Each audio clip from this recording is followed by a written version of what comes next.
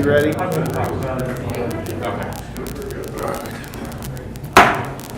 the meeting Crawford County Commission to order July 28, 2020. Begin with the flag salute.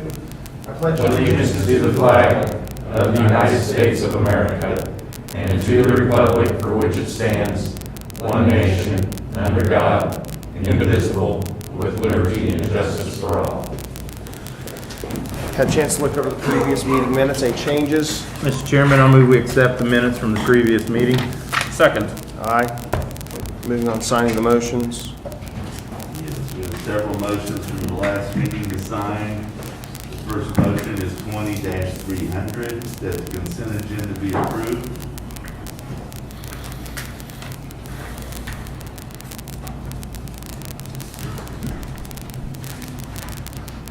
The second motion is 20-301, to recess this open session and go into a closed executive session for a period of not more than 10 minutes to discuss non-elected personnel and to include the Board of County Commissioners, County Councilor Jim Emerson, Dr. Stebbins, Dr. Bean, Rebecca Adamson, and Michael Ealing, and to reconvene by 10:57 a.m.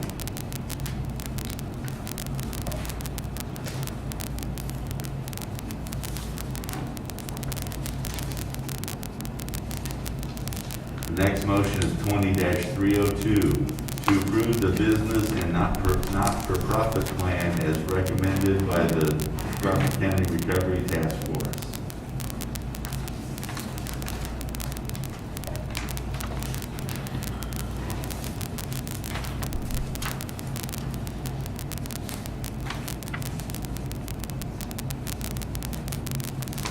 The next motion is 20-303, to approve the initial budget for the Spark CARES Act funding for Crawford County with the possibility of modifications in the future.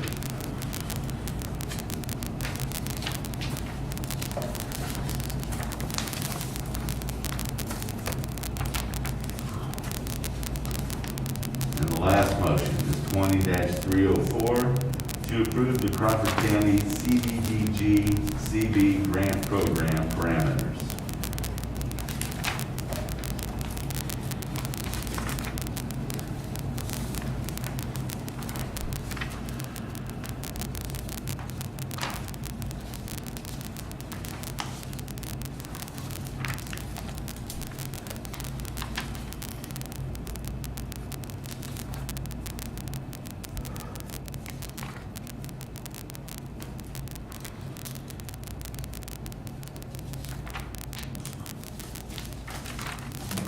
Thank you. Thank you, Donald. Thank you, Commissioners. I guess we'll start the way we always start. So I don't know. Who you point to? Dr. Scott, maybe. Dr. Scott? You got to get started today. Thank you for coming. No, go ahead. My good. All 6 feet apart. I did bring some masks for you. They happen to be branded. That's all right. We like that Gorilla brand out there. I saw a few license plates out in front. So I do, first of all, thank you very much for giving me an opportunity to speak to you today. And it's important that people in the county hear from their leaders and the kinds of decisions we're making. And I also want to thank you for the work you're doing. I can't imagine anybody thought when they took on a leadership role in a county, a city, a state, they'd be dealing with the global pandemic. It's just unimaginable, really. And I'm getting tired of the commentators saying, have you ever seen anything like it? Well, no, we haven't ever seen anything like it. And we hope we never see anything like it again. But I know you've had a full plate of decisions to make, and certainly we have, and I thought I'd update you on some of the things we've done in the past, where we are right now, and what we're doing for the fall. Kind of give you a good look at that. But first, I do want to express my appreciation to the support we've had from the County Health Department. Rebecca Adamson, as this all got underway, provided really great guidance to us and data and information and really helped us. Your appointment of Dr. Stebbins and Dr. Bean were extremely important and helpful just to take that trajectory and just keep moving it on up.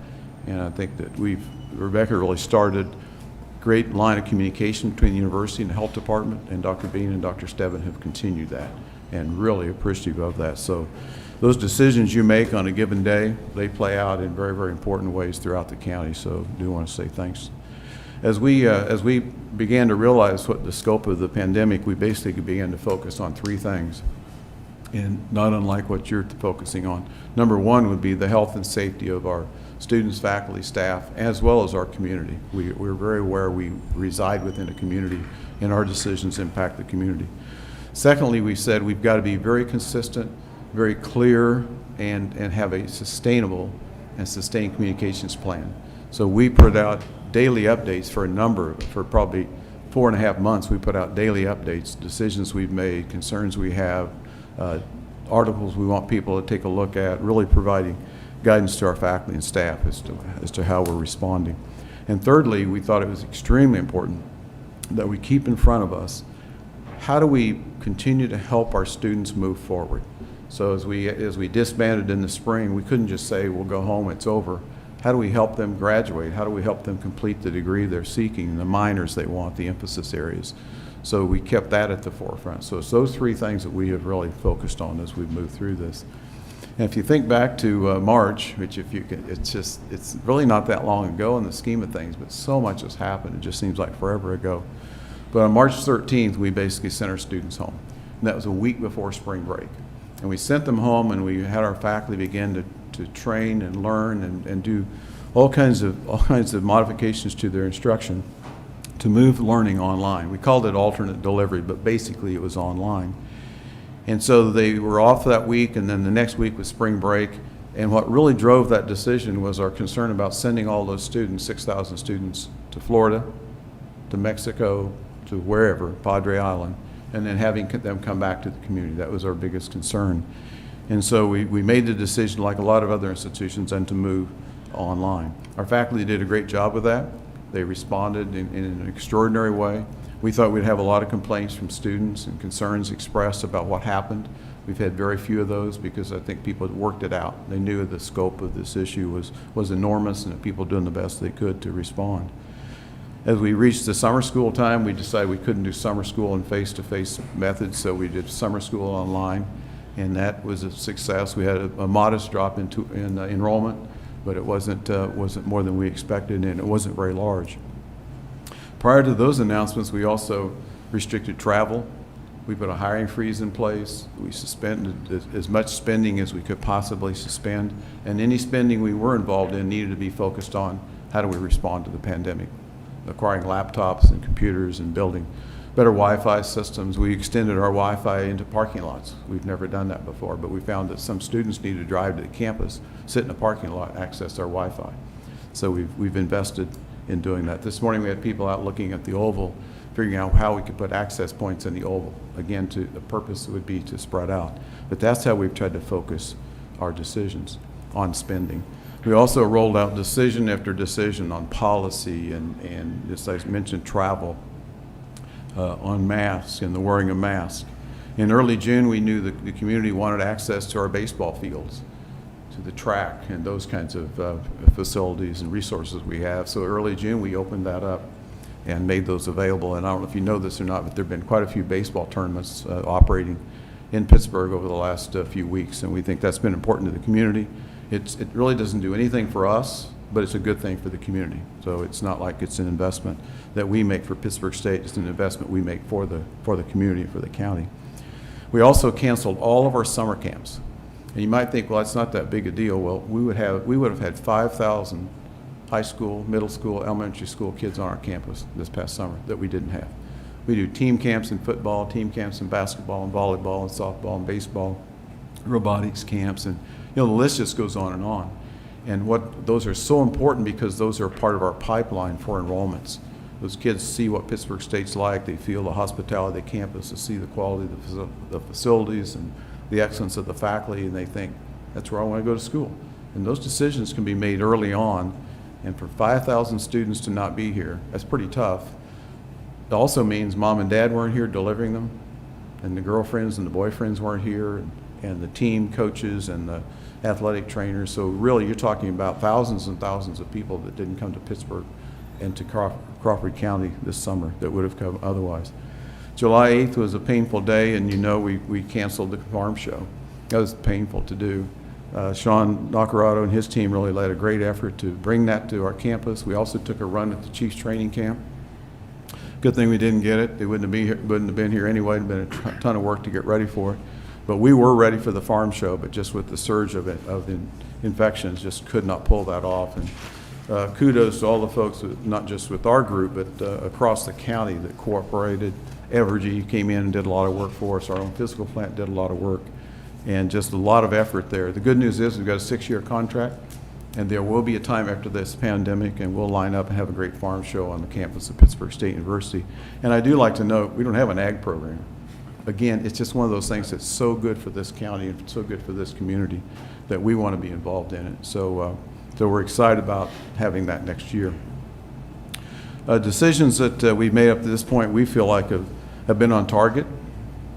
If you look at the behind the scenes, not that you all would face this, behind the scenes, there's a lot of discussions and interpretations of what's going on as we make our decisions, but I feel like we've arrived at a good spot. We've made decisions for the right reason.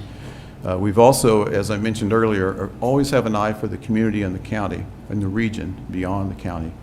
And so I think that's why I'm really excited that Jay Byers and Sean Nacarado are co-leading the Crawford County Recovery Task Force. And I think even that name says this is about moving forward. This isn't about just dealing with the virus. It's how do we recover from the virus and make sure our businesses are healthy and things move on.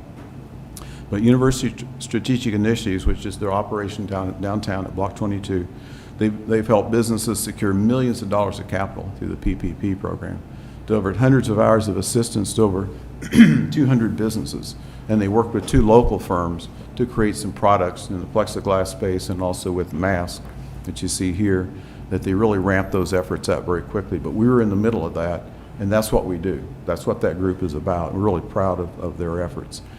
So now, here's where we are right now.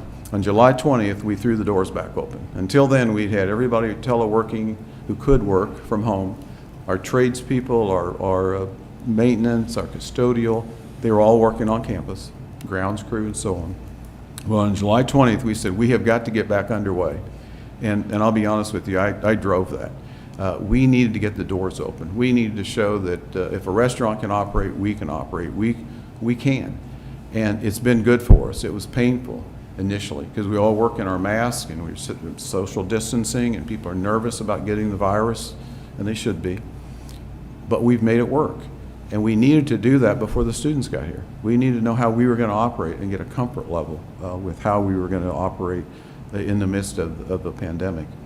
So as you know, we did implement a mandate on masks, and that was a very difficult decision to make. I know there's all kinds of sides to that issue. But yesterday I noticed that Donald Trump was out and wearing a mask. Mike Pence has been wearing a mask. Mitch McConnell is saying, let's wear a mask. Dick Cheney doing videos saying, let's wear a mask. I mean, I think we're beginning to understand this is becoming a less political thing and more of something that really is based on science. And it's something that we can do to control the flow and the spread of the virus. We do have our athletics teams practicing now. They're called voluntary workouts. Some people call them voluntold, but they're working out, and they're under the care of Phil Carr and our athletic training staff, and also Dr. Kathleen Sandness, watching them very closely. We have had some infections. We've done quarantining and isolation with those, but that's, in some ways, that is getting us used to how we're going to have to operate, because we know this fall as students come back, we will have infections. It's going to happen. So it's not a matter of denying that or trying to mitigate every single risk. It's what are you going to do when that happens? How will you respond? How will you communicate? And how will you isolate? A painful decision that was also made a couple of weeks ago was the MIAA conference has decided to delay the start of fall competitions for the all-conference fall sports. That's pretty painful. I'm actually the chair of the conference CEOs right now. And nobody loves sports more than I do. I'm just telling you, I love girl football and volleyball and baseball and everything else. I love to see our students compete and compete at the highest level. But we just felt like as a conference we couldn't get underway as soon as we wanted to get underway. And you may or may not know this, but our opening football game was to be against Missouri Southern. And it would have been with our new coach, Missouri Southern in town. We have a brand new turf we just installed, wrapped it up yesterday. it was going to be a pretty festive night. That game is not going to be played. So we're going to miss at least the first 3 games, and we may miss more. I'm not very optimistic that we're going to have fall sports at this point. Yesterday, the GLVC, which is the conference to the east of us, Southwest Baptist is in that conference, in Drury and Lindenwood. They just announced no fall sports. They're going to move all their sports to the spring. So pretty painful.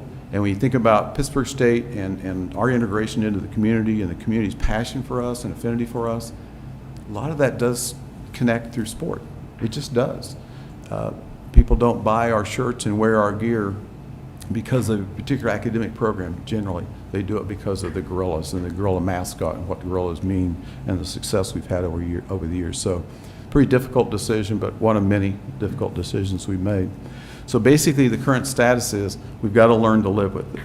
Mask up, clean up, stay apart, and let's make this work. We can do it. That's what our message has been. So as we turn our attention and we pivot towards the fall, we are planning for face-to-face instruction in the fall. That is our intention. We announced that early on, that that's what we were going to try to do. Classes begin on August 17th. Move-in for student housing is August 14th, 15th, 16th. We have very elaborate protocols on move-in for housing that we've always, and before it's always just been a mad rush to move in. Everybody moves in the same day. It's crazy wild. It's fun. I go over and help move. A lot of faculty and staff do. It's fun to do. You meet the parents. Everybody's excited. But now it's going to be 6 feet apart and people wearing masks, and it's going to be orchestrated in a way we've never done before and all spread out over time. But those are the dates that are coming. So as you would suspect, we've worked hard on all kinds of things. I just saw the other day just stacks of signees that will go throughout the campus about maintaining your social distance and wearing a mask and so on. And one of the messages we're going to carry in that is, don't be a close contact. It's kind of reverses things. Don't be a close contact.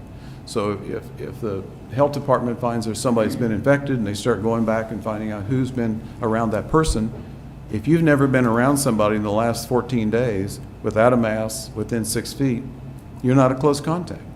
And it's kind of reverses it. So it says to you, I've got a responsibility to not be a close contact. It's a pretty cool message. And we've moved one of our employees over to the health department to help lead that effort. And she has a master's degree in public health policy. And she's the one that kind of flipped that around for us. And it gives you more sense of control. And I think that's a neat approach. We've got plexiglass in place. We've got 8,500 single-use masks. We've got 50,000 on order. We've got wipes. We've got hand sanitizers. We've all these things that we've ordered to be ready. We've also modified classroom spaces. Every single course has been looked at in terms of how it could be modified to online or to a hybrid or what's called high flex. And say you've got 40 students in a class, you might have a third of them come on Monday, a third come on Wednesday, and a third come on Friday. So you reduce that density, you reduce the number, you have fewer people in that classroom. Very, very complicated to do. We've also, and this kind of leads in, I just mentioned to you, this fall we have over 2,200 courses that we will offer. Over 500 of them have been significantly changed, and 1,700 of them right now are basically as they were scheduled. What we've got to do is, we released last Wednesday a new feature on our software, on our system, that if you're enrolled in 18 hours, or let's say 18 hours for fall, you did that in the spring, you can go out there and you can look at your schedule, and it'll tell you that of those 18 hours, 3 have been moved online, 15 are still face-to-face. It'll tell you exactly what's happened. It might be the reverse. It might be 15 have been moved online and only 3 hours is face-to-face. And what we're trying to do is, we're trying to clarify to the student what will the experience be like. So this may not sound good to the local communities, but if a student who lives in Lenexa and finds out you got 15 hours online and 3 face-to-face, what you might do is drop the 3 face-to-face and stay home in Lenexa. But we're better off if the students know exactly what to expect coming in the door, instead of having them get here and say, oh, that course is online. That course has been moved to hybrid. So we're trying to be extremely clear about that, but it's going to morph and change as we go from today to that first day of school, because faculty are going to be making decisions along the way based on the level of infections. That faculty member's health conditions might change, and all of a sudden we'd have to adjust to that. So in housing, we've done the same kind of thing, and this is really counter to most recruitment efforts or even sales efforts. So in housing last week, we sent a note out to all of our incoming freshmen. If you're an incoming freshman, you live beyond 50 miles from campus, you have to stay in the dorm. It's a requirement. So what we've done is, up to this point, up to last week, we said to people, we're going to make every effort possible to mitigate every single risk you can imagine in that residence hall. Well, you'd almost lead people to believe there won't be any infections. And that's not the case. So we're very transparent and candid with what we do and how we operate. So we sent a note out last week that said there will be infections in the dorms. It'll happen. And this is how we'll respond to it. But we're going to waive any kind of fee that normally we would have in place if you cancel at this point. And we're going to waive the requirement that you live in the dorm. And we're going to give people that the locus of control will be on that student to make that decision. Well, I think I'll stay, or I think I'll go for a private room, or I'll move to a different level of housing, or I'll go to a local apartment. But I think that clarity up front is going to be extremely important, and that we want them to know what to expect, know what the risks are, and then we are really preaching they have a responsibility. So every student got a note this last week. We've got a student guide. It says this is how we're going to navigate this. And that student guide, the first things in it says, before you come to Pittsburg State University, you need to isolate for 14 days at your home. Shrink that bubble, who you're around, and when you arrive on campus, we want you to be well. Now, we've got a testing policy that's not completely done, and I'll talk about that just a little bit more in a minute, but that'll play a role in this. But we do think it would be helpful if the students would isolate before they come here. Some institutions that really had trouble with students and parties, house parties, bars, restaurants have been a real issue for them. And you heard the governor yesterday talking about maybe doing something with bars. That's a concern to us. Because just think about it, we could do all these things on campus, and you hit 5 o'clock and the student leaves campus and goes to a local bar. And everything we've done doesn't matter at that point. So that's a real concern to us. So we're trying not to shame them into it. We're trying to say, if you want this semester to get underway and stay underway, you play a role in this. You've got to help us get this done. We're going to do our part, but you need to do your part as well.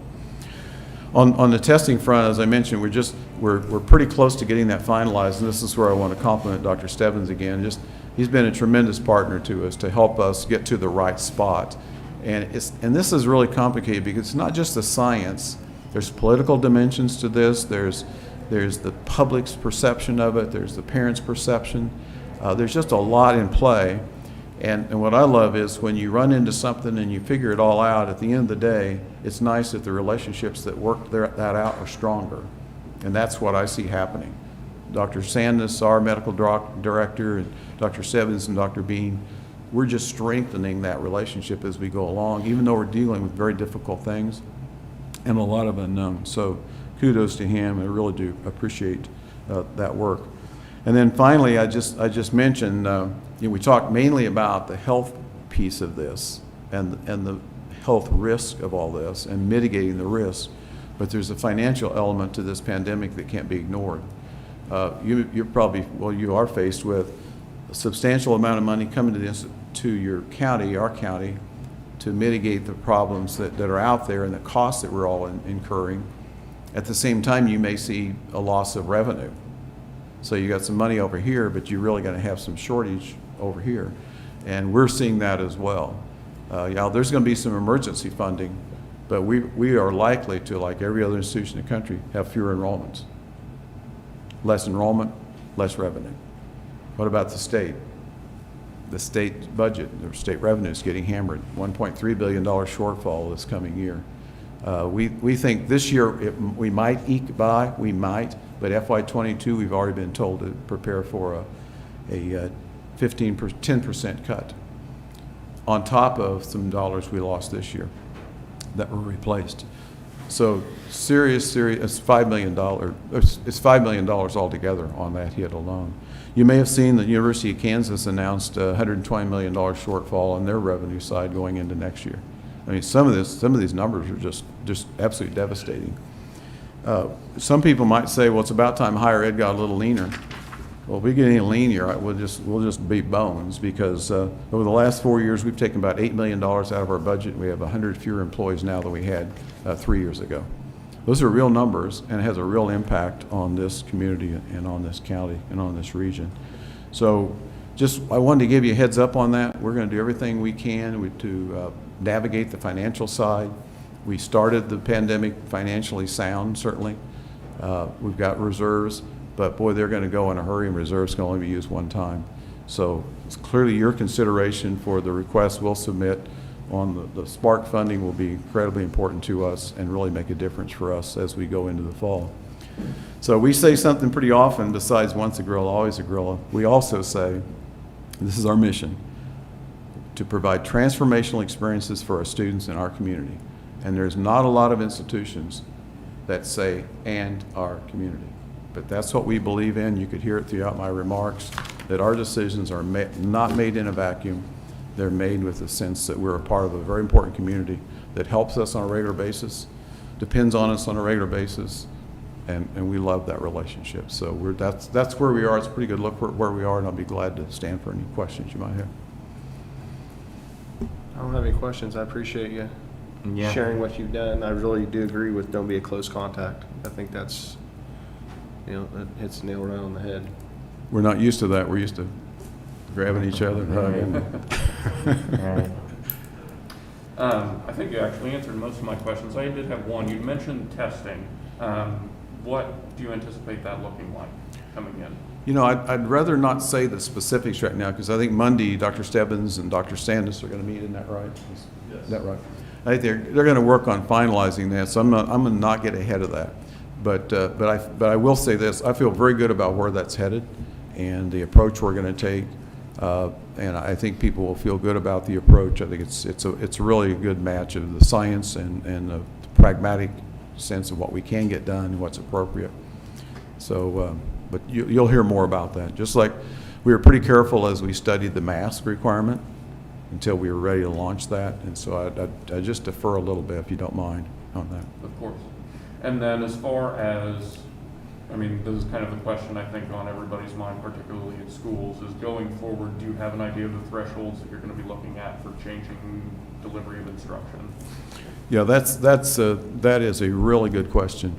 And Kent State University developed a very, very complicated, very thorough, comprehensive matrix of all the data they'll be looking at. We took a look at that. In fact, Sean's here. Monday, we really took that apart, and we thought it needed to be simpler, and we thought it needed to be more nuanced, and we didn't feel like we could just cite a specific figure and then cite a specific action. For example, if the infection rate in Crawford County jumped up by 10%, we'd go online. We just feel like there's too much out there, and there's too many moving parts to take one data point and make that decision. Because some people would say that's not the important point. It's, do you have the capacity to do the quarantining and the contact tracing? Somebody else says, it's the number of deaths, or it's the number of hospitalizations, it's the capacity of the hospitals. So what we've done is we've identified those metrics, and then we've identified who needs to be tracking those metrics, and we'll probably end up with some kind of a dashboard look. But at the end of the day, I think you'll see us make our decisions will be more holistic than they will be. That's one trigger, it's one number, we're going to go online. And one of the things we'll be watching is, and I think this is appropriate, what are other institutions doing? We are constantly scanning the horizon for what K-State's doing, KU's doing, Missouri Southern, Missouri Western, because that's informing. It's informing of the decisions they make, it's informing of how their public is responding, how the students are responding. And so that's an important part of our metrics as well. Well, Dr. Scott, we appreciate all you do for the community, and like I said, if there's anything we could help with, we certainly want to be there to do that. And if you need anything from us, we'll be there. Okay. Thank you. Okay. Thank you very much. Thanks so much. Thanks for being here. I'll just leave the mask. Awesome. Thank you for that. That's a fly over that line. Thank you. Have a good day. All right. I guess.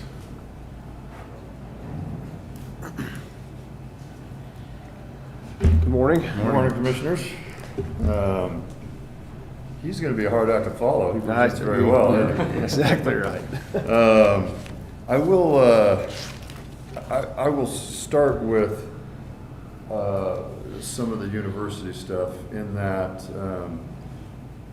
first of all, I wanted, if he was here, I would thank him personally for the work that they're doing. They are putting a significant effort into managing their population, reducing risk, and getting the kids back to school, or adult learners back to school, which we all want to do.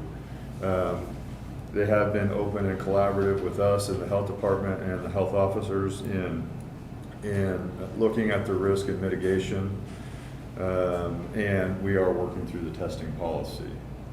That still is a bit open, but I think we'll find our answer more as we go a little further forward, and that's next Monday.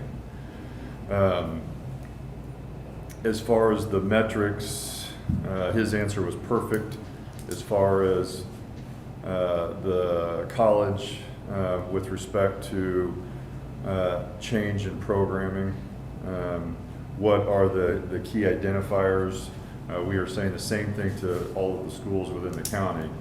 We don't have a specific metric. We have to look at the whole, because some places are just looking at case numbers, which may or may not make any difference or any impact on our systems at all. Whether we have, 100 new cases, but if they're if they're not that sick, and or if it's not impacting the medical system, and it may not be impacting the school at all, we don't need to necessarily shut down that school if there's no impact. And so we're looking more in the community impact as a metric, and that's a culmination of a lot of things. But we are working closely with them on that, as well as all the schools. So today, just to give you numbers, we are at 373 as of yesterday for total cases in Crawford County. There are an addition or two I think we had this morning, although one of them was from last week, right?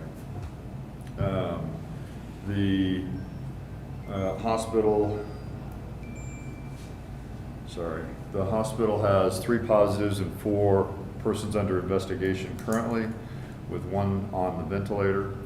We have 11 in isolation as of yesterday and 85 in quarantine. So that's a good number and a good trend, in my opinion. So we're moving in the right direction. Last night, Dr. Bean and I presented at the USD 250 Board of Education meeting, or their school board meeting. I want to say that right. And I think they came to the conclusion that on a start date of August 26th, which is reasonable. We're still working closely with them, met with all of their board at the meeting, and I think that went very well. We're continuing to do that with the other school boards as asked and as available.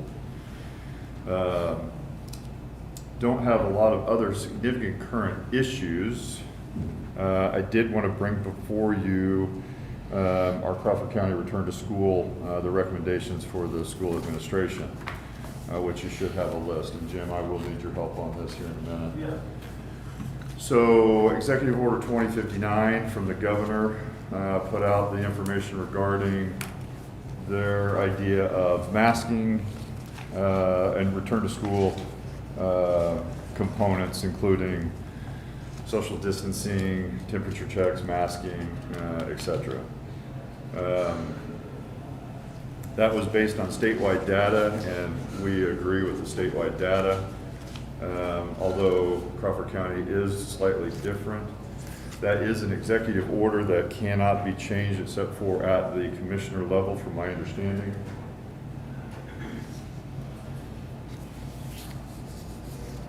And I'm not necessarily asking for full change, but we do have some information that we would like to put out to the schools with a listing of what was in the executive order and some acceptable adaptations, in our opinion, as health officers regarding what they can do at the school.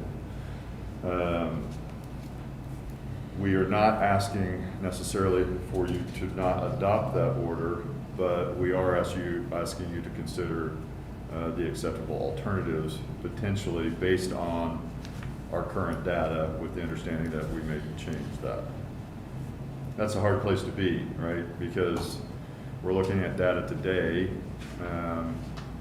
and that requires action, but we may change our mind in the future as the data changes, and we want to have the ability to do that. But I wanted to go through this briefly so you had an understanding of what we were asking for, and then what we would need to do on that. So Dr. Bean put together a resource document that kind of lists that, and is based on the order and our current data and information from different available sources. When you look at the executive order, it has on the second page on the top, it has what's required per that order with the exceptions. This is specifically for mask coverings. We, as we discussed in previous meetings, agree with the mask coverings throughout the county, essentially. But we have some caveats. For the kids in the age group of 12 and older, we think it should be mandatory, right, as the order states. For kids in grades 3 through 5, strongly recommend mask. But in kids K through 2, the data is not real clear. In fact, the data would suggest that they neither get high infection rates nor are highly transmissible in that age group. We do know that it can be a little bit more challenging in that age group to keep masks on. And that's not why we would want to not do the order. It's hard to keep it on some of us, right? But as a group that's not highly infectious and not highly transmissible, that's not really where we should be placing our greatest effort. And in that respect, in an effort to keep the learning environment appropriate for that age group, we think that you can make some considerations to not mask in their classrooms. Now, we do believe that the children should be masked in high-risk arenas, and that would be while on the bus, during passing periods, or if they are changing groups. And that's listed in our recommendation. If they can't be in distance in the 3 to 6 feet range, it would be also a consideration. Mask, we know, should not be worn in nonverbal students, special needs students that can't tolerate the mask, and during exercise or strenuous activity. We don't recommend it during those times or in those groups. The next issue that it covers is the physical distancing. 6 feet is what's listed, and we agree with that by and large. The younger groups, we think that 3 feet may be adequate, and the data would suggest that that's true. So in the older groups, we definitely would try to stick to the 6 feet, but we would consider the 3 feet with mask an appropriate alternative as well, as the schools are trying to set up their classrooms to fit the needs of the education. So it gives them a little bit of leeway based on what we see as the current science. Hand hygiene is another area where the order mandated hourly hand hygiene. Maybe not appropriate or feasible to wash or hand sanitize every hour. Really, we would like to change that to higher risk movement times, right? So entering and exiting the classroom before and after eating, anytime that there's a risky contact, like if you blow your nose or wipe your face, then we would consider hand washing or hand hygiene. And that would alleviate some of the concerns of some of the parents, teachers, administrators regarding risk of harm from alcohol on your hands every hour for 8 hours. Temperature checks. We know that in children, temperature may not be one of the presenting factors with regard to evaluating for COVID-19. It is an important factor, but not the be-all, end-all. And so we think temperature checks should continue, but the executive order said that they had to have it before they entered the building, which may not be entirely feasible based on the physical structure and or the weather of the day, right? Doing a temperature check in January when it's 8 is not going to be very effective outside the building, and we really don't want the kids standing out there. We also don't want to establish a rule that creates bottlenecks where we have a long line of kids waiting to get to school. Now, the schools are doing a great job of trying to manage around that. But we're trying to give them a little bit of leeway, including potentially evaluating that maybe in a hallway or a homeroom versus outside the physical structure. And so that way that'll give them some room so they don't create the bottlenecks.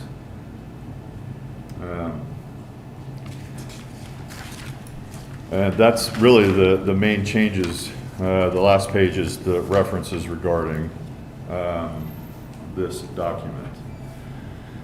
It would require, this is where I need Jim, would require action on your part if we were going to do that. We would ask for approval of this document from the health board, but we'd also have to have action from the county commissioners as well. I'll let Jim speak to that.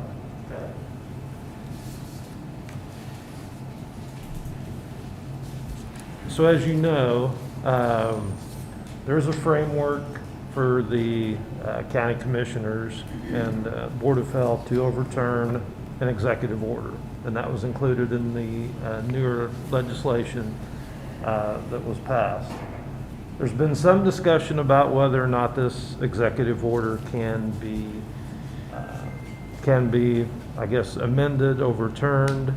There's thought from the governor's office and their, I think, legal staff that it is not a quote-unquote statewide order because it only applies to schools. There's other thoughts out there, especially coming from the Attorney General, but the plain language of the statute says that commissioners have the authority pursuant to the statute. We've looked at it 2 or 3 times now. If we follow the rules, we can overturn the governor's order and enter our own order. And in order to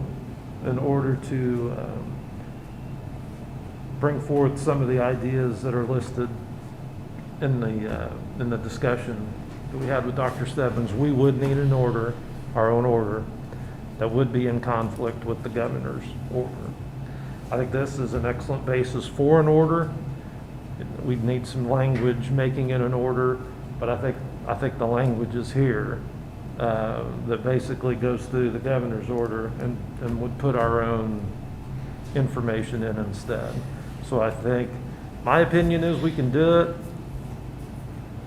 Could it open it up for potential litigation? Possibly. But I do think, based on what I've read, what I've seen from other counties, and some of the legal interpretations that they've been making, I think we're on solid ground to implement our own order based on the wording of the statute and then some of the other legal opinions that I've read. So if that's so, and if that's what we want to do moving forward, We can approve this today, but what we'd really need is this written in a form of an order. And that order has to have, if you recall from the statute, we've talked about, we can't just adopt a resolution, it has to be an order, and we have to have,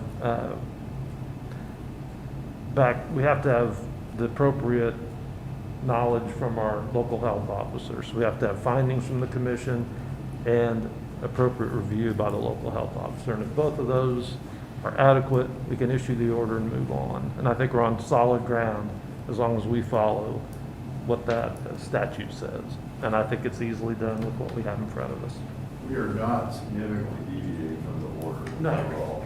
And so, you know, the three pillars I talked about, current data, science, and common sense, are what we use to approach this as well, in an effort to do this right for our county with the data that we have for us in the surrounding areas. It gives the schools a little bit more leeway safely, we think at this point, to manage that. Now, if the data changes, our opinion would change. But right now, this is the data that we have before us, and our opinion as far as that specific order and return to school. What data do you foresee changing that would So modify that? if we suddenly saw throughout the United States or in Kansas increased outbreaks in younger children, we would consider that as a, you know, that would be a new data input to change our ideas about masking of the young ones. If we find that temperature checks are absolutely finding everything, we would change our mind on that. When we sat and talked this through and then she put that on paper, honestly, all of these, we don't really think will change, right? But COVID-19 being what it is, we've learned some stuff as we went along that we had no idea about. The initial school shutdown based on the influenza data, right? But we find that this is not like influenza. It doesn't transmit through kids like influenza. And we have new data to create a new understanding to allow us to go back to school. And so I'm hedging a little bit, I'll be honest. I mean, in that there could be new data. I don't see that as a significant issue based on these acceptable alternatives to what's in the mask order that we put together right now. So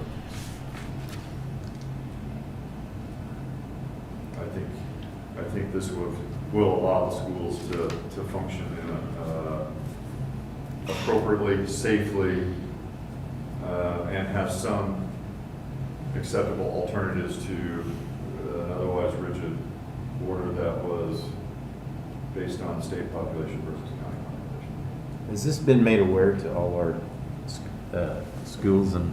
So at our meeting last Friday, we discussed, I think we discussed all of those points. Yeah, okay. And we didn't get any pushback from any of the administration from the schools. In fact, I think they thought that also met the common sense approach. The biggest question is, masks for kids in schools. And we're getting some parental pushback based on the 100+ emails that we've received. But what the parents didn't know at the time, and they will find out, is all of the schools have options if you're not wanting to participate in that respect because of concerns for safety. They would have an online option that I've seen so far. Although the interlocal will be a little more challenging.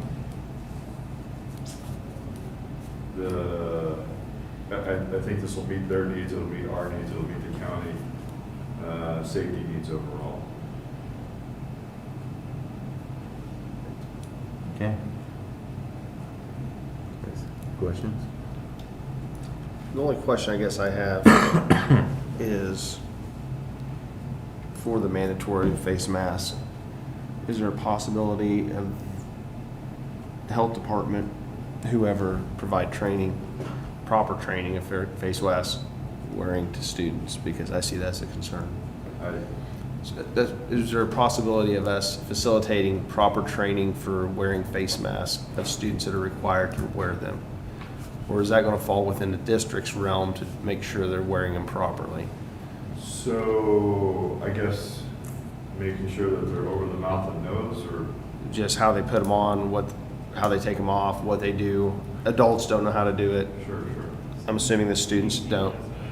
Yeah. I mean, I see that as one issue that we need to address, because if we make a decision that they have to wear them, then they need to wear them properly. Sure. And I don't know what that looks like. We are, sure, I guess the short answer is we can do that. I mean, it's essentially a three-step process, you know. Right. Put on mask, make sure it's over mouth and nose, wash hands afterwards. That's what the process is. Tom gave me this, I don't know, if that would be something good to make for, in every classroom for all the kids to see. It's just a poster on proper, Yep. I don't know if That's they want to excellent. look at it. Yeah. And that's on the CDC website, and so, we'll get that out to all the schools. We already have sent this out to all the administrators, right? Yeah, I gave them a whole packet of Yeah, 10,000 actually, pages, so. He just gave it back to us after He we just gave gave it it to back him, so. Nice feedback there, But, appreciate that. I know we talked about, like, Dr. Beans made some videos, just during the pandemic, so we might be able to see if we can make a video that the schools, And- or CDC may have one on it too. Yeah, we will evaluate that and make sure that that is in the hands of all the schools. And the poster that is there I've is. seen. I'm just addressing the question because I know there's some Sure. concerns there. And we need to know what those concerns are, obviously, because we want to meet the needs of the community and answer to the best we can any of those concerns. And so I appreciate that. We will get that out to the schools, or we'll ensure that they have that in the schools.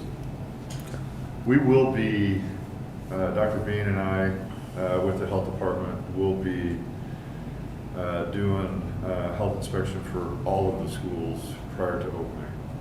And we can ensure that is available. We can also, community health, many of the school nurses are through the community health system. They're doing training, I believe, next week. We'll get that involved in that.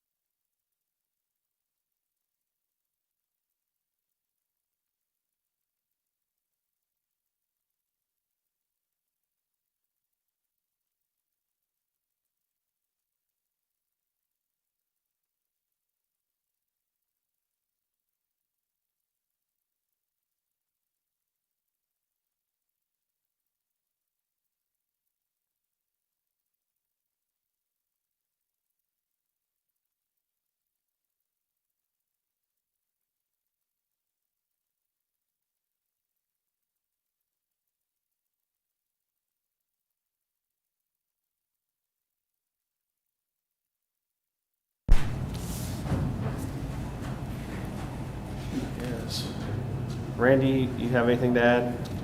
Danny? Okay. Mike? Rebecca? Yeah, I just have a question. There was a good question about vending machines. I just wanted to get Dr. Stebbins' opinion on vending machines. I think those are okay in the schools. I mean, probably that's the best, and Yeah, I don't, they're prepackaged. they're prepackaged, As long yeah. as the schools are doing the high contact cleaning of the Yeah. machines, just like other high contact services, that would be Okay. totally fine. Yeah, and Don't take away what's making. the other question, we don't know yet when the video will be ready, but before the start of school. Oh. Yes, I was talking with Mr. Sigmund this morning, they have a PIO at the high school, or at the USD 250, and I think we're gonna work on setting up a meeting to develop that video, which is basically the conversation we had with you guys on Friday, to help quell nerves and anxiety, and also put out the information that we know at this point, so that all school systems can put that out to the teachers, staff, and honestly parents, if that's what we would like to do, so that we're getting that. I really feel like that's a high priority for us right now. I'm just there. Feel it, see it. I agree, and I think we need to do that as soon as possible. I think it's gonna be next Monday, just because of where Dr. B's at in her schedule, that we can get that together, but we can work on that. Figure that out. Okay. And then the other question was, the other videos Dr. Bean had done, those are located on the Community Health Center's website and Facebook page. And they are very good. Just remember that they were done further back in the beginning of the pandemic, so some things, there have been little minor changes since, you know, the beginning. So you can see all of those though on the Community Health Center's website and Facebook page. The only other, I just wanted to make sure I was clear, because I didn't feel like I completely got my question answered about the epi nurses. So I just want to make sure I understood the layout correctly. So the green, I know it qualifies, but it's not necessarily approved Right. by the commissioners. Right. And then the other salaries, I don't know if the epi nurses fell in those salaries or if they fell in the green. So I just don't want to, I mean, we've interviewed one, Michael and I have, that would be a great candidate. We want 3 more, but I don't know if I need to wait. I just don't want to jump the gun and do something I'm not supposed to do. As far as I'm concerned, the epi nurses are a go, because regardless if it's funded. Right. Right, but they're not approved, so, okay, Right. so I just wanted to make sure. I would move forward on Right. that. Before we approve anything else, that is priority Okay, number one. well, I can wait until Friday, because I know you're meeting Friday. No, just- I would I move would forward. get that started. Because it Get it takes a started. couple weeks for them to be trained. I would like for them to be trained so the By the time schools school have them starts, yeah. accessible I mean, by that the was time our it starts. goal. So I Yes. just wanted to make sure that was on the That's right another Right. track. We Okay, have 3 weeks until PSU starts, and 3 to 4 to 5, depending on the school districts. before Right. They start. We really need to have those If they need to in place. they be in place, Training yes. in place before. it 100%. would be helpful, yeah. So we'll worry about the funding part of that, and there's gonna be items that the Sparks funding is not gonna cover, but we're still gonna have to figure out a way to cover it. Sure, Just okay. because it doesn't fit in the equation, doesn't Right. mean we're not gonna do Okay. it. I just wanted to know there's make kind of sure that was Gray correct. area on Okay. that deal, but we're just trying to sort out all the chaos. All right. We appreciate it. You bet. All right. I guess we'll move on to Mr. Huh? Yeah. Yep, Mr. Terry Surser, is that correct? CPA addressing our 2019 audit. Thank you. Thank you very much. Thank you for your patience. Oh, no, thank you. Gosh, an hour in, and all we've done is talked about health. That's And right. What happened to the days of bad roads and, you know. I look complaints forward to about them days. Whatever sewers. But unfortunately, I'm going to keep the conversation about health, because I'm going to talk to you about health, but a different kind of health. Not the physical health, but the financial health of the county. And these financial statements have a few things I want to point out to you in that regard. Nothing new you're going to hear today, but I just want to point out to you some symptoms, like physically ill, there's symptoms. high temperature, a cough. Well, your financial situation, there's symptoms of either good or bad financial. And I want to point out a couple of those for you tonight, this morning, if you don't mind. You have the bound audit. Pull out the loose letter and just go with the bound audit. Pages 1 and 2, you all have heard me go through this before. That's the auditor's report. It's pretty straightforward. It's verbiage we're required to have, but the most important thing is second paragraph on page 2, unqualified opinion, which says, in our opinion, the financial statement presents fairly in all material respects the cash balances and the revenues and expenses for the year that ended. That's an unmodified, unqualified opinion, which means that if there are problems with your payroll, we'd have to point out, or your tax billings were messed up, we'd have to point out there, but no, there's no issues. These fairly present the activity of the county for the past year. That being the case, what is the financial statement? That's pages 3 and 4, the bird's eye view of all your funds. And if you go way back to page 5, there's the grand totals, and you can see you started the year with $4,884,000, which is this number right here. You ended the year with $5,098,000. So we're up minimal, not a whole lot, but we are up a little from last year. But a couple things are really important, which I consider good symptoms of good health, and that is, if you go back to page 3, your general fund. The very first fund on page 3, general fund, started the year at $370,000, ended the year with $1 million. That is a good, healthy sign. That is, $300,000 was low, and I think we talked about that a year ago. You'd had a few years with your risk management, some big claims, which drew some of that money down to really an unhealthy balance. But the $1 million balance you have at the end of December is much, much better. You usually want a month or two of expenses, and so you have over a month in there, which is much better than last year at this time. So that's a good indicator. The other good indicator I'll point out is that said risk management fund, which is the last fund on the page 4, which is the next page. Started the year at $669,000, ended the year with $786,000. So that fund did not go down this year, even went up a little bit. So that's good to see that trend changing, because it was bad for a couple of years there. Pretty tight. Yeah, and you all felt the pain of it too, I know. So there's a health indicator of good health for the county. You all have heard me do this before, so I'll try not to hold you too long, but switch, if you would, Pete, please, to page 11. One thing we verify are the revenues, we look at revenues, expenses, cash, and things of that nature, but we also look at compliance with Kansas statutes. You may be rolling in the dough, but if you're violating statutes left and right, that's not good, right? Well, there's a section here, stewardship, compliance, and accountability. There's some verbiage there. Let me point out to you that there were no violations of Kansas statutes that we came across in connection with the audit. We're required by Kansas to go through a compliance checklist. I think it's 15, 16 pages for counties. And we check yes, yes on all those.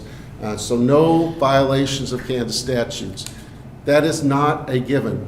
I have several audits this year. I've had a few violations. If they are, I'll stick them right there. So it's good to see that's a very short paragraph. So another indicator of good financial health. The last thing I'll point out to you in the actual audit is way back on page 90 or 102. All these pages at the very back are federal requirements. That is, since you get a certain level of federal aid, we're required to do additional audit work. One sad thing, bad thing to say, we're going to have to do more audit work next year with your grant money you got.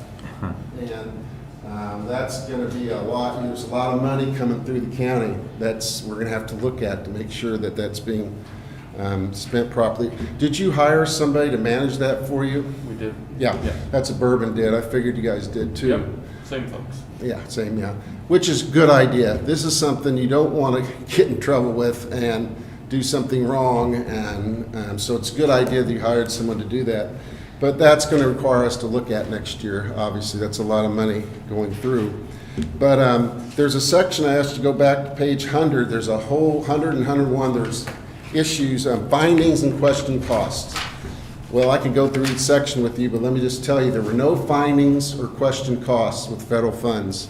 And again, when it's a federal law, we're required by federal law to become federal agents, follow rules established by the federal government when we audit you. And we're glad to point out to you there are no violations of federal regulations. So financial health, good balances, good indicator, no non-compliance with Kansas statutes, and no non-compliance with federal requirements.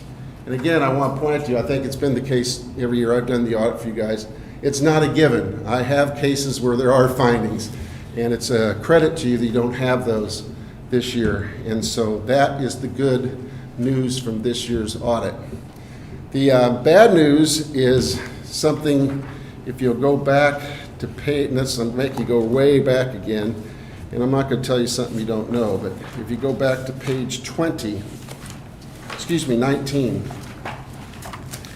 This is a footnote we add to all of our audits last year. Subsequent events, the COVID situation. Like the gentleman from PSU said, thousands of people always used to come every Sunday for the summer for these camps. Well, they didn't come here. They didn't spend sales tax money going out to eat or stay at hotels and things like that. I haven't been following it lately, but as of the last audit I did through May, receipts for sales tax were pretty good for my cities. But still, that's moving back to March receipts that you're finally getting.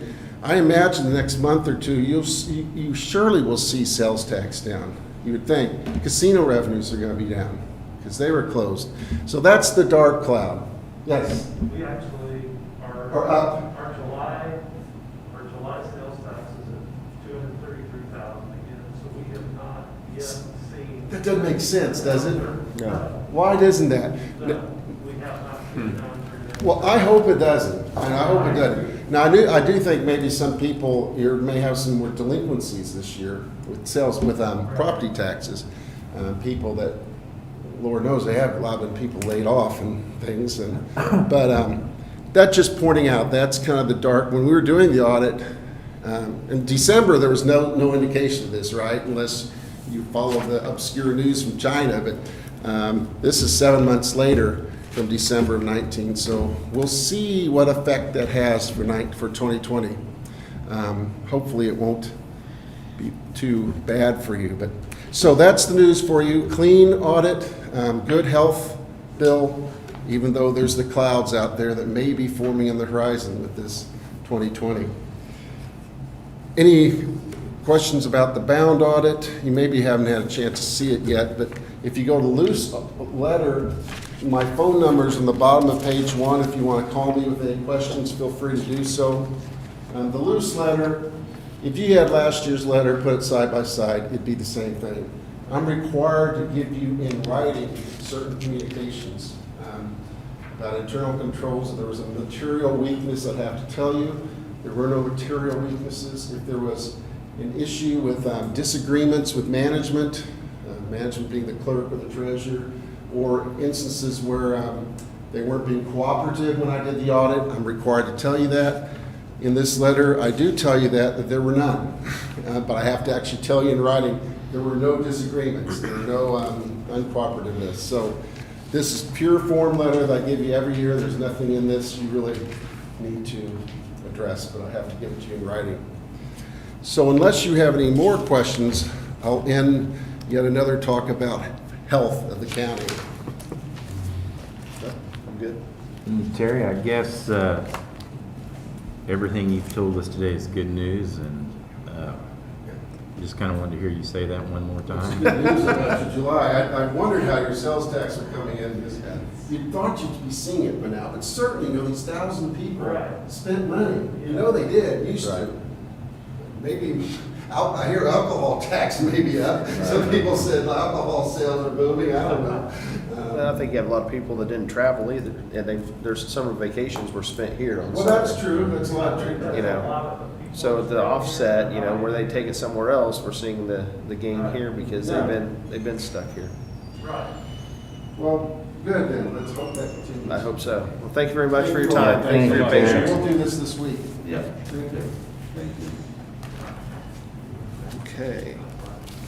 All right, Don, you want to do this cereal malt beverage license real quick? It's I guess that is under new business. short-term one for the fair, the American Legion stand. Let you guys look at that. Anyway. It's not actually the American Legion. They didn't want to run that stand, so another person stepped up. They're kind of using it as a fundraiser for maybe some traveling ball teams or something like Has that. the sheriff had opportunity to look at that? Yeah, we sent it to the sheriff and to the county attorney, and they both responded that they had no issues with it.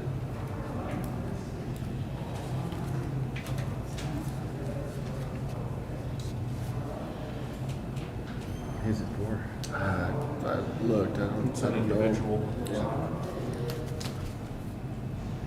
Good. Yeah, I'm good.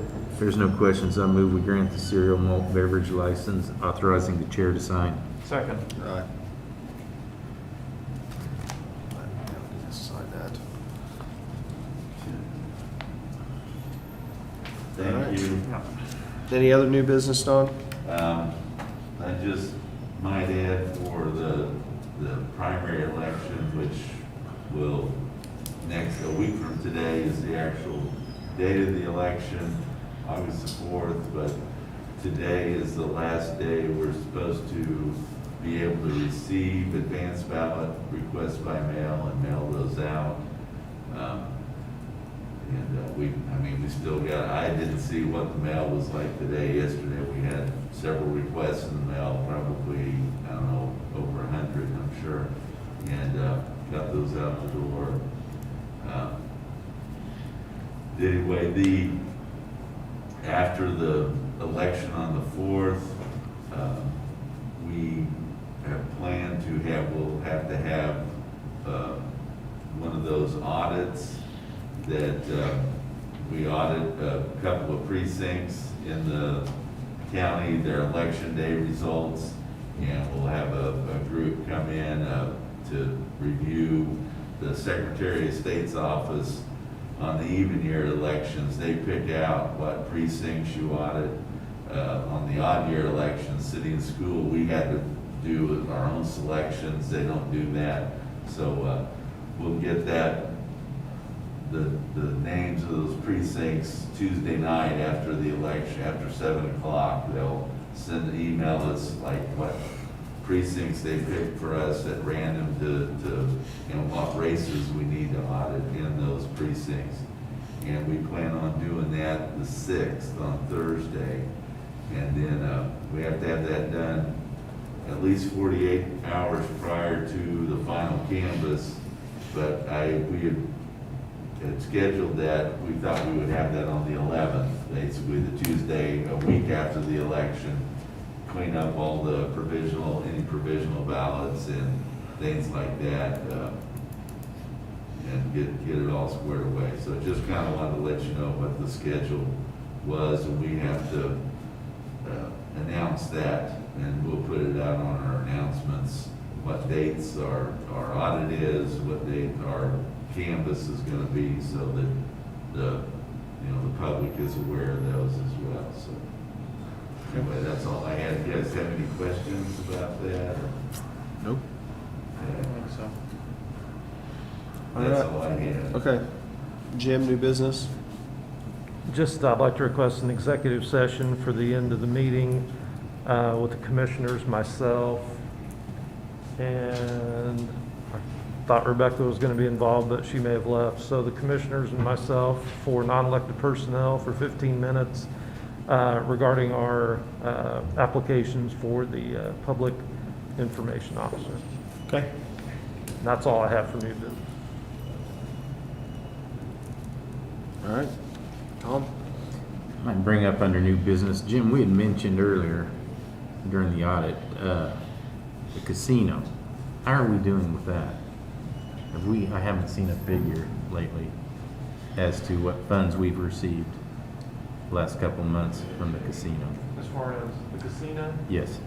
We received last month, well, this month, we received about 24,000 from the casino. So that's a pretty nice amount for them being partially open, I guess. So, and then we'll know more by August 10th what the next month will be. Next month will So, be. yeah, I think besides the 2 half months and then the full month they were closed, which is about $60,000, we're short. We're gonna, if things stay the way they are, we'll still have a nice size amount coming in from the casino for the year, and not too far where we budgeted. Right. Good. Okay, I might also bring up the CBDG CV. Where are we at with the application as far as that being online? That's gonna run this for full business, but let's go ahead and talk about it. Same one or different one? So it has a few extra.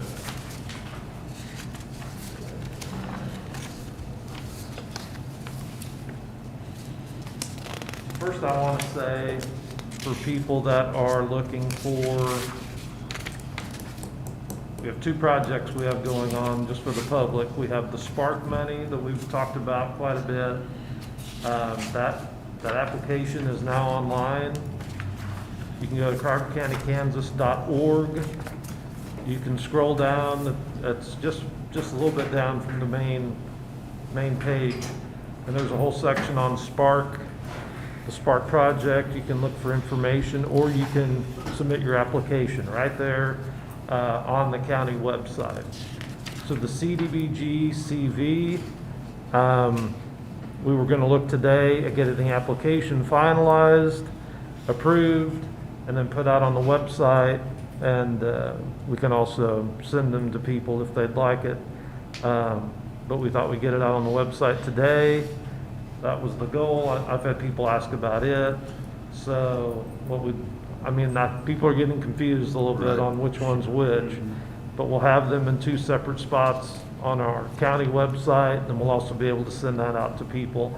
The Spark money, we want to make sure that they're accessing the website to apply. And Greenbush is ready to help anyone that needs help. So, please know that, contact us, we'll get you to the right place if you need help filling out the application. It is pretty straightforward. But this application you'll be able to access on the website as well, or we can hand it out and have people just fill it in. So, there's more and more rules, but it's pretty straightforward. There's a checklist at the back for the business to look at if they've filled out everything. And then there's some additional information from the application I gave you Friday. Susan got back to me and said, please add this in up front to your application so everybody knows what they need to present and turn in to get funded. So, and we'll help businesses out as much as we can with that, and hope to get plenty of applications. We can set the timeline on how we want that to look.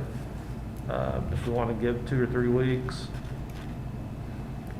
Yeah, I don't think we need to be quite the big rush with this as. We're not in a big rush, With and the start. we can make that a month out, we can make it whatever, but probably an initial deadline to make sure everybody has time to get this out. I know it's confusing, we're trying to run two at once, but we can get that done, so. For the Spark money, please go to the website and fill the application on the website. The CDBG CV money, you can do that. You can turn that in, just handwritten or through an email or however, so. Just encourage everybody to apply, and we're gonna try our best to get the word out. But I think it's important to remember that this is for just businesses located outside of Frontenac, Yes, Girard, and Pittsburgh. yes, That Thanks. those other geographic areas, the cities of Frontenac, Pittsburgh, and Girard all have their own program. So if the business is located there, Right. they need to contact that city office or, go to their website or whatever. Yes. We don't want to, submit an application and think they've applied and that they're not eligible because of Right. that. I've had one call and I told them they need to go to Frontenac, Yeah, so. that's what I talked to somebody yesterday and said, he talked to the city of Girard. We'll make sure that's on the website pretty clearly, for those people and to move them on to another, Yeah, I to think the the city city. of Gerard's been doing a pretty good job of They have, talking to all the businesses and see if they're interested in it.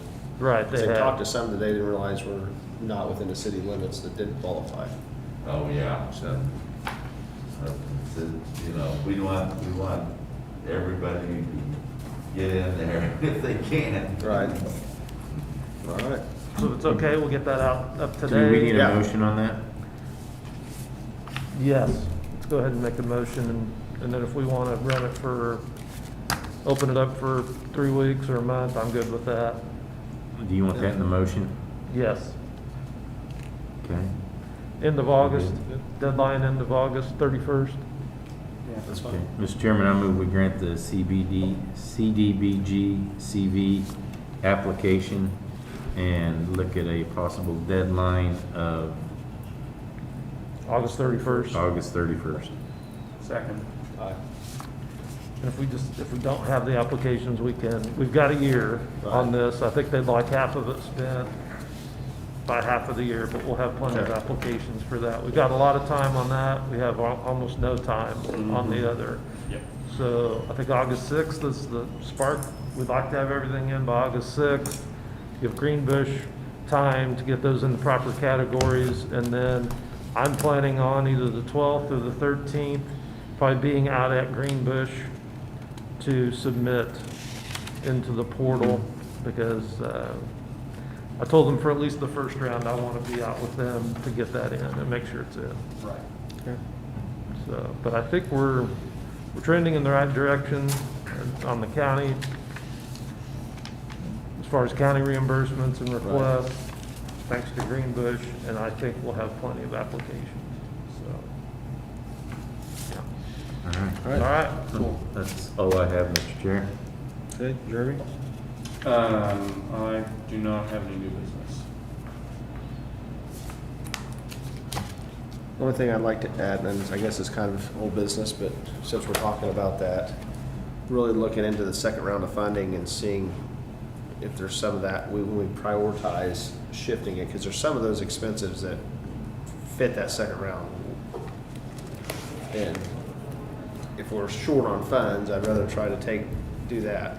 Do it sooner than later. I agree I with mean, you. I'd hate to bump somebody's reduced funding in one area to try to supplement when they're the only ones that get shot the second round. So I guess when we get closer on that, we can discuss those.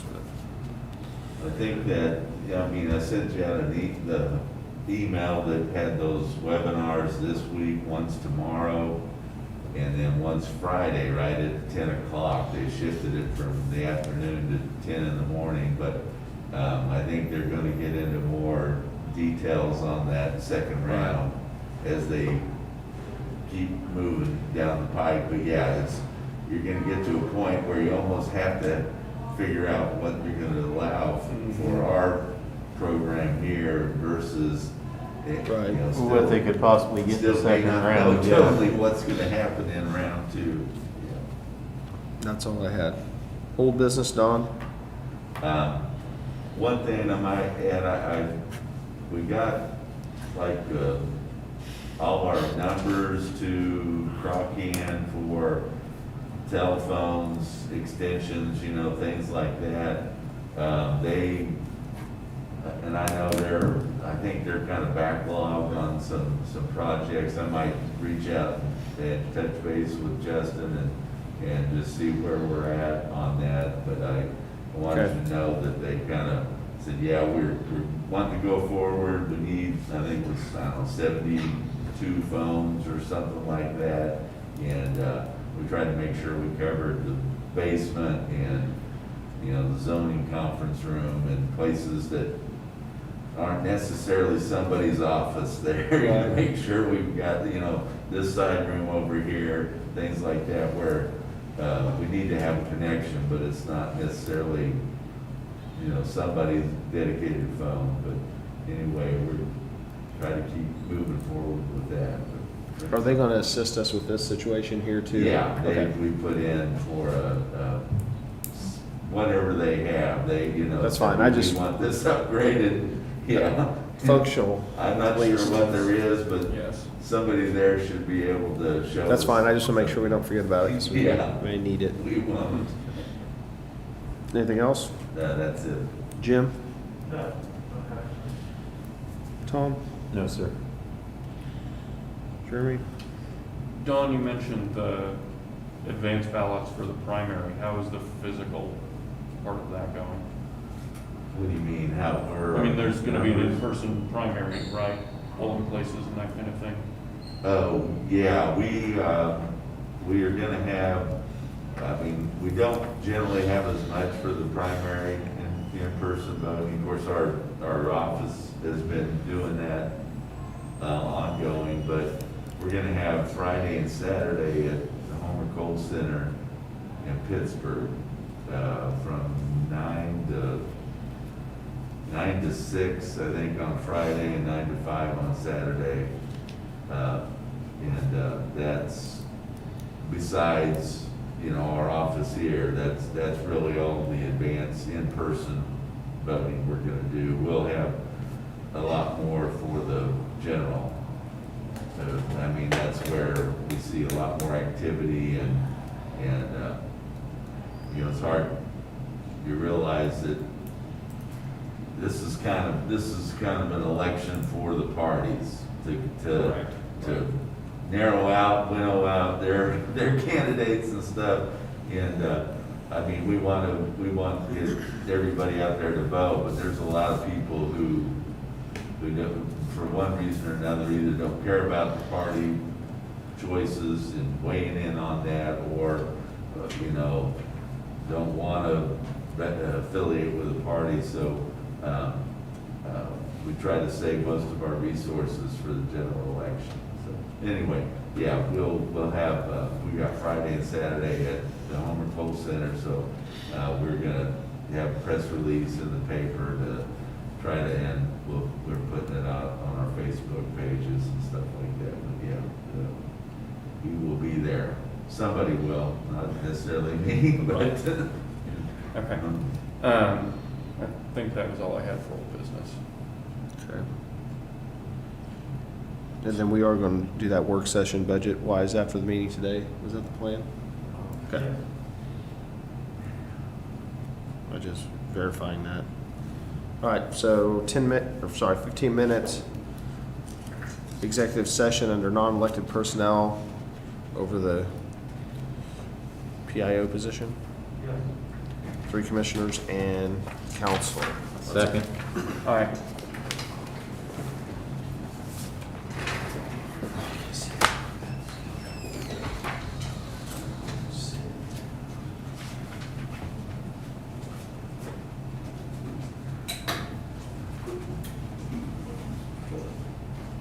I'm gonna run back. Okay.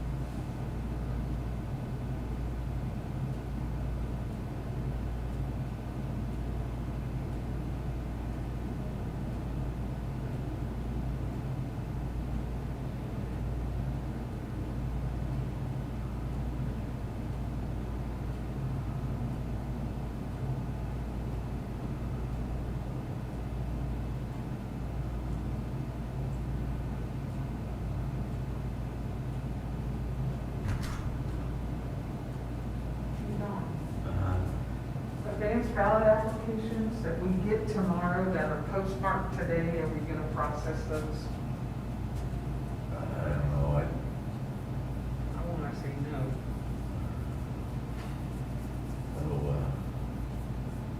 They can come in here and vote, they can go set Friday.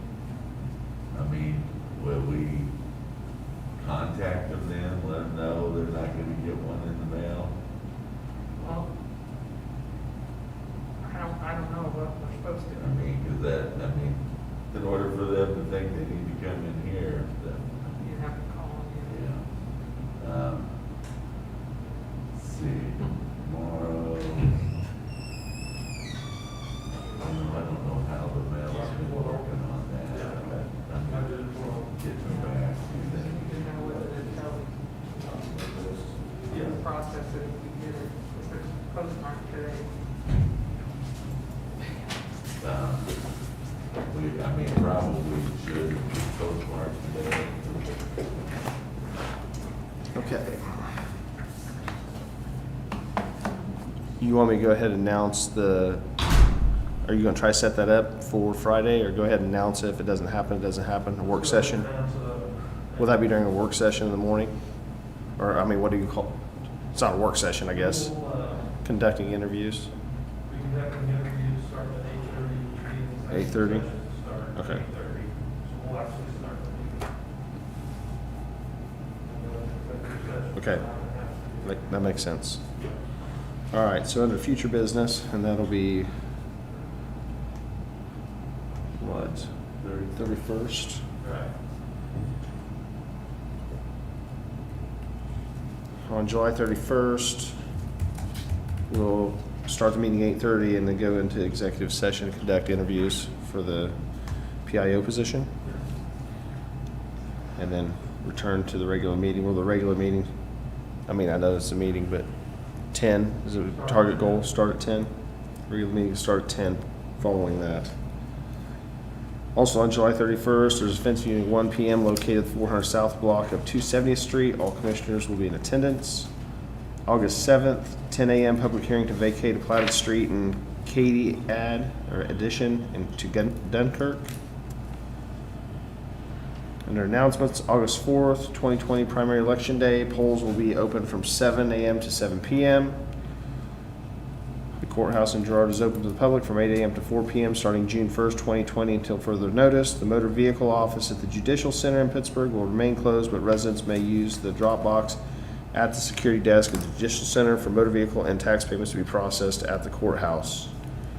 Following this meeting, we will have a work session to discuss the upcoming budget. Any other business? Mr. Chairman, I might announce that I will be attending the Juvenile Detention Center board meeting this evening. And then I will make you abreast as to what went on at the next meeting. Okay. Anything else? Don't think so. All right. If there's no further business, then do we want to adjourn? Yep. I will move that we adjourn. Second. Aye.